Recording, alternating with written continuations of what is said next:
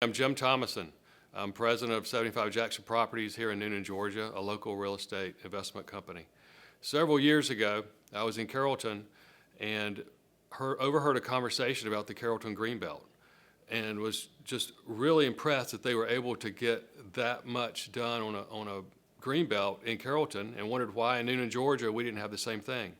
So came back, talked to a few people, reached out to parks, and the momentum just can continue to grow as we talk to more people. The city and the county that were very interested in getting involved. In the end, the city of Newnan had money available that they had not spent yet for parks. And they had a connection to the Path Foundation in Atlanta, who had built all of their, most of their greenbelt and the Beltline in Atlanta. And so the two came together and they outlined a plan that would give us about 26 miles of trail eventually, but an initial goal would be to put in about 6 miles. The city had enough money to build the first mile or so. We then had a splosh vote, and the support from the public was really great.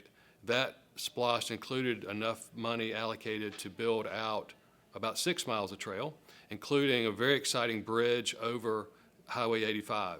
One of the challenges that we had on our LINC system compared to other communities is we had a major interstate dividing our county, we had railroads dividing our county, and we also have rivers dividing our county. And those are very difficult to cross.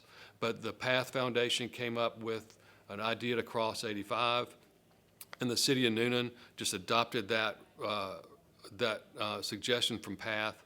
And so in a few years, we'll have our east side and our west side of our counties connected.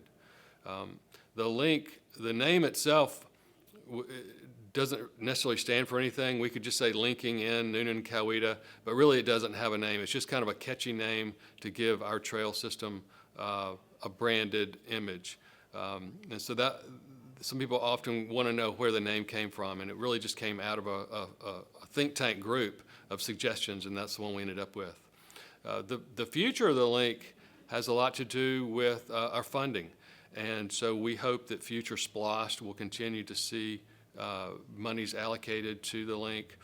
And we think that the initial, we do now have 1.5 miles open, and the support of that has been great. People are enjoying it. So I feel like the public is going to just generate that demand, and then our city officials and our elected officials will hopefully have the support and encouragement to include more and more money for the LINC so that we can eventually get our 26 miles built out.